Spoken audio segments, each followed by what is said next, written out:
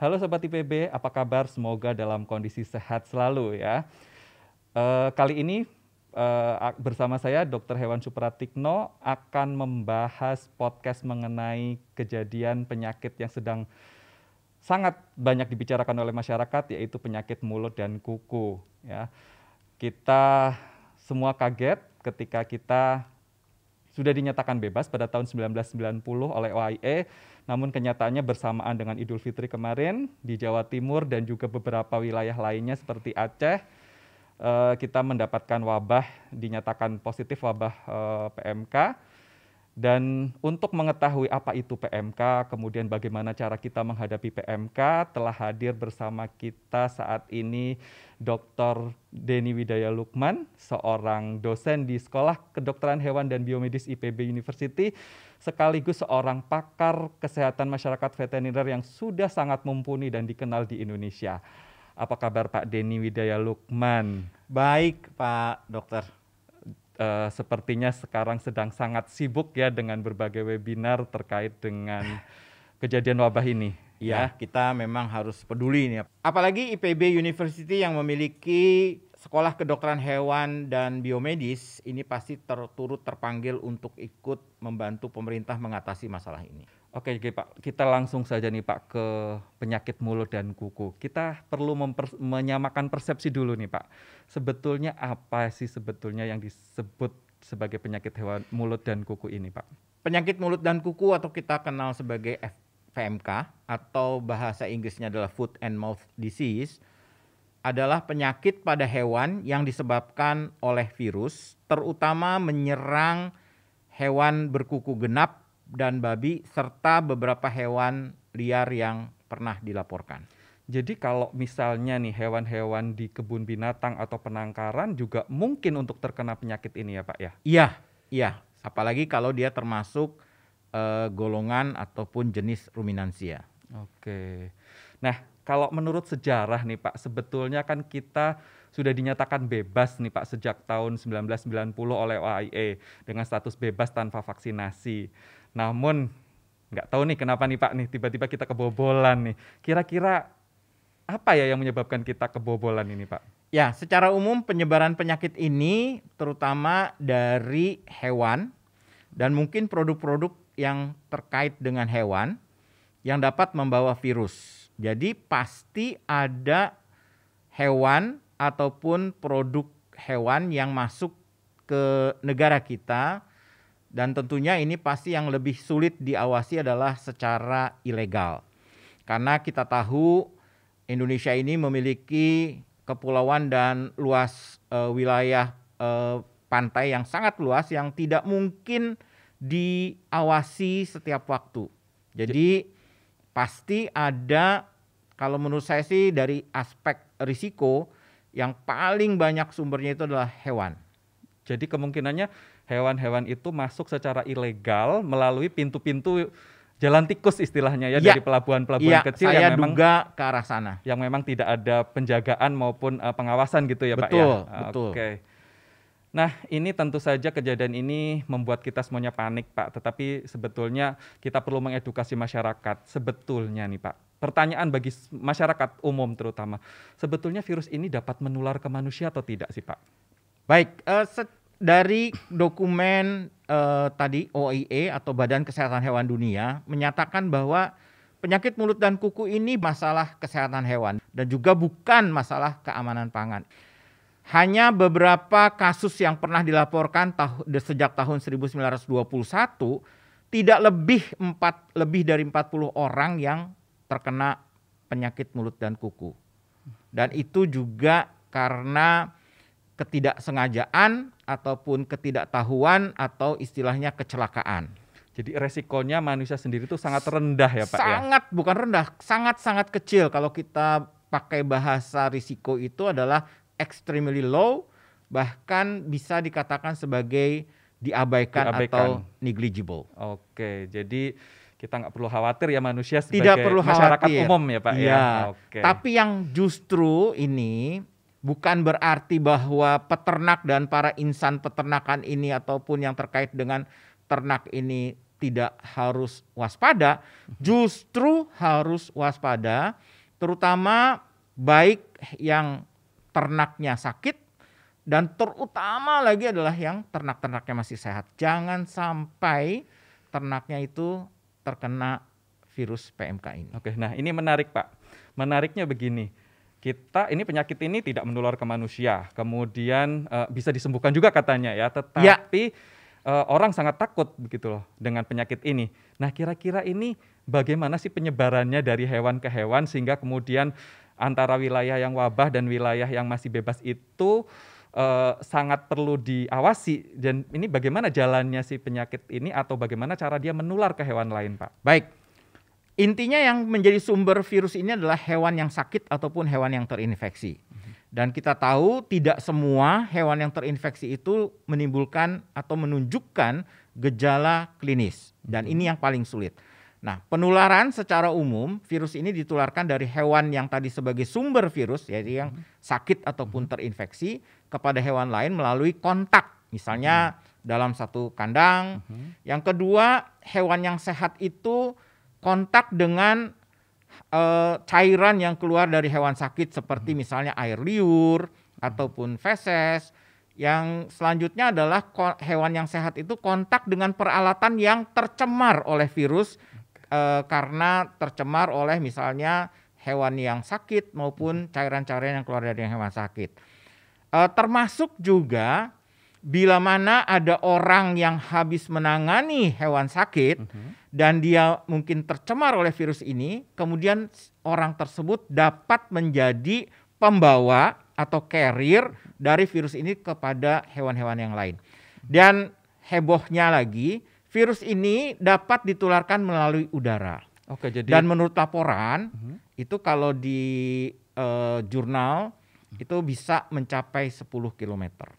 Oke, jadi memang penularannya yang luar biasa masif ini Ya. ya, Pak ya. Bahkan katanya juga bisa menular atau bisa merilis virus sebelum dia tampak sakit ya Pak ya? Itu ya, misalnya saja di dalam susu. Di dalam susu itu sudah ada virusnya 3 hari sebelum munculnya luka-luka pada sapi yang sakit.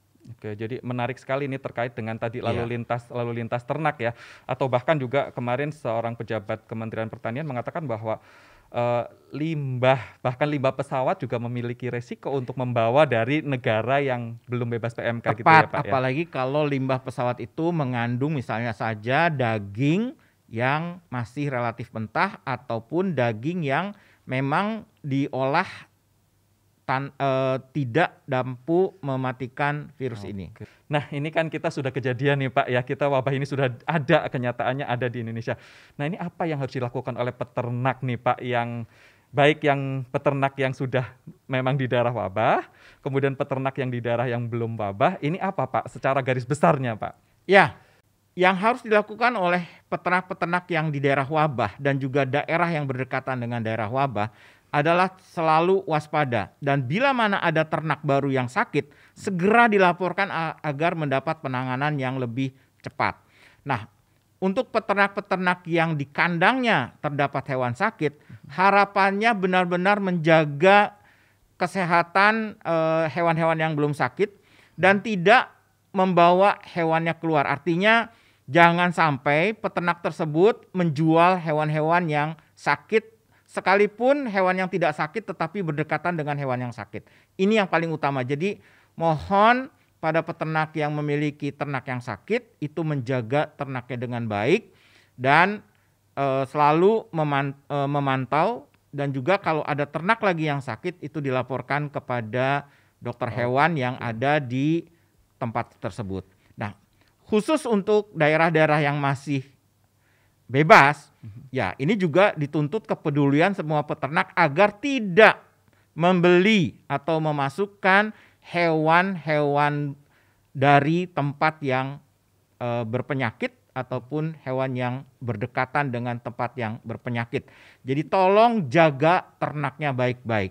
Dan bila mana ditemukan ataupun dicurigai hewan itu sakit, tolong segera dilaporkan kepada dokter hewan ataupun dinas yang membidangi kesehatan hewan. Itu sangat penting. Oke, jadi intinya baik di daerah tertular maupun daerah yang belum tertular itu adalah membatasi ruang gerak dari ternak ya Pak ya? Ya, seperti kita pada saat COVID, kita dihimbau untuk tetap diam di rumah. Jadi kalau Oke. untuk hewan itu tetap diam di kandang. Oke, jadi untuk wilayah yang sudah tertular atau wabah itu jangan sampai mengeluarkan karena resikonya akan menyebarkan ke daerah lain. Betul. Sedangkan di daerah yang masih bebas maka jangan sampai memasukkan karena ternak yang masuk itu punya resiko untuk membawa penyakit ini. Betul. Ya Pak ya.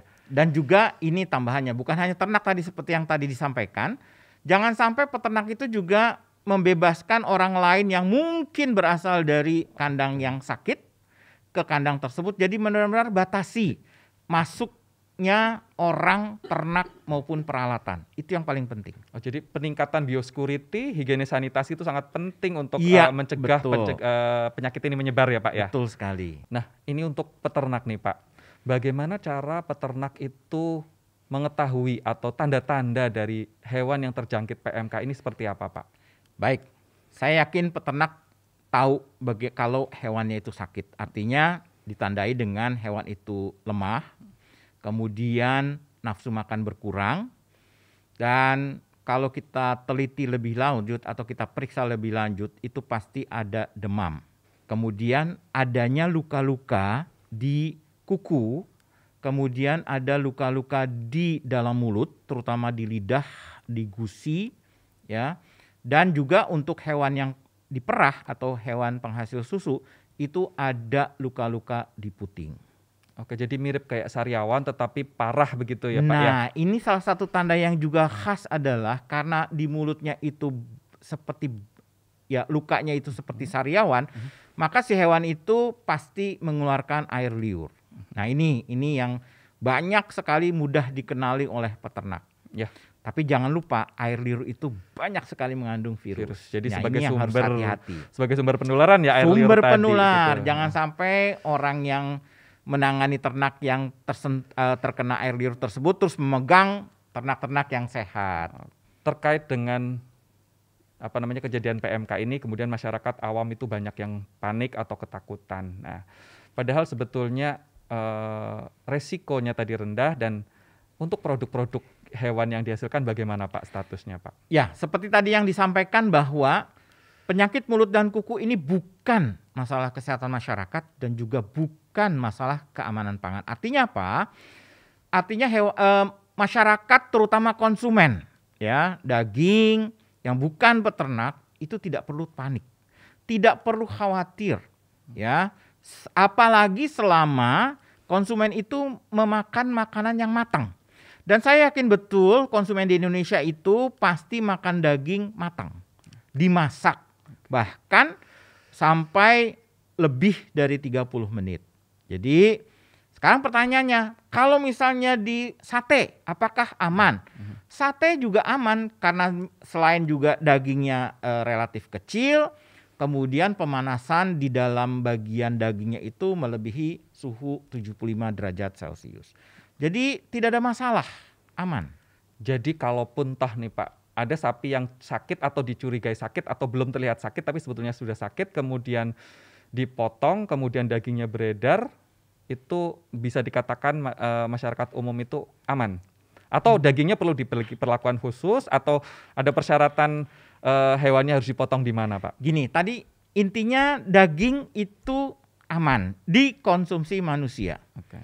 Tetapi kalau misalnya berasal dari hewan yang sakit, ya, ada kemungkinan daging itu tercemar oleh virus-virus yang ada di jeroan ataupun di kelenjar pertahanan.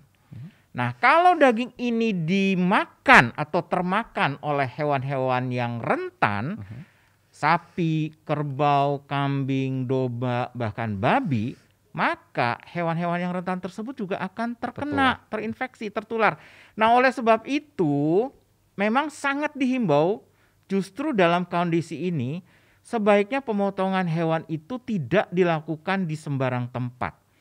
Justru disinilah kita semua berharap bahwa pemotongan hewan itu dilaksanakan di rumah potong hewan, di mana di rumah potong hewan itu diawasi oleh dokter hewan atau paramedik, sehingga hewan yang dipotong itu adalah benar-benar hewan yang sehat. Selama pemotongan itu dilaksanakan secara bersih dan sehat, dan hanya daging dan bagian-bagian hasil pemotongan yang sehatlah yang boleh beredar ataupun dijual. Oke, jadi kalau dipotong di luar RPH yang tanpa pengawasan, justru itu meningkatkan resiko untuk mencemari lingkungan dan kemudian menyebar ke ternak lainnya. Sekalipun dagingnya aman, sekali lagi sekalipun dagingnya aman, tapi yang kita takutkan adalah tidak terkendali, kemudian lingkungan tersebut akan tercemar akibat proses pemotongan hewan, terutama dari darah, dari jeroan, ataupun mungkin dari cairan-cairan yang dikeluarkan oleh hewan sakit seperti tadi air liur dan juga bahan-bahan lainnya. Oke, terus bagaimana dengan produk-produk olahan lainnya seperti sosis atau mungkin produk olahan susu, apakah itu aman juga, Pak? Nah, virus PMK itu mudah sekali sebenarnya dimatikan atau diinaktivasi. Dengan pemanasan 70 derajat Celcius selama 30 menit, itu virus sudah inaktif. Atau kalau makanan itu memiliki pH di bawah 6 atau di atas 9, maka virus itu juga inaktif. Nah, oleh sebab itu produk hewan yang sudah diolah dengan pemanasan seperti misalnya susu pasteurisasi, susu steril, daging kornet, sosis, kemudian burger, itu pasti aman. Jadi masyarakat tidak perlu takut berlebihan untuk daging mentah pun kalau dimakan orang aman, tapi tidak aman untuk kuman-kuman yang lain. Oke. Kalau kaitannya dengan PMK itu sudah dibuktikan aman. Oke. Tapi ya bersyukurlah orang Indonesia itu tidak akan makan daging mentah. Oke. Ya. Nah, ini terkait dengan masyarakat umum nih, Pak. Masyarakat umum, kalau tadi kan lebih banyak ke peternak, sekarang kalau masyarakat umum, agar masyarakat umum tadi tidak ikut berperan untuk menyebarkan ke lingkungan atau tidak ikut jadi agen penular virus ini. Apa sebagai masyarakat, sebagai konsumen itu harus bertindak bagaimana untuk ikut berperan dalam mengendalikan PMK ini? Masyarakat umum dalam hal ini misalnya kalau dia bertetanggaan atau dalam satu masyarakat di mana ada peternak-peternak. Nah, harapannya bahwa masyarakat umum walaupun dia tidak memiliki ternak, kalau dia pernah melihat ada misalnya sapi yang mengeluarkan air liur banyak, sebaiknya dilaporkan. Ikut bertanggung jawab untuk menjaga lingkungannya. Yang kedua, kalau misalnya masyarakat umum itu bukan di masyarakat peternakan, misalnya saja konsumen, ya di kota-kota besar, tidak perlu khawatir membeli daging.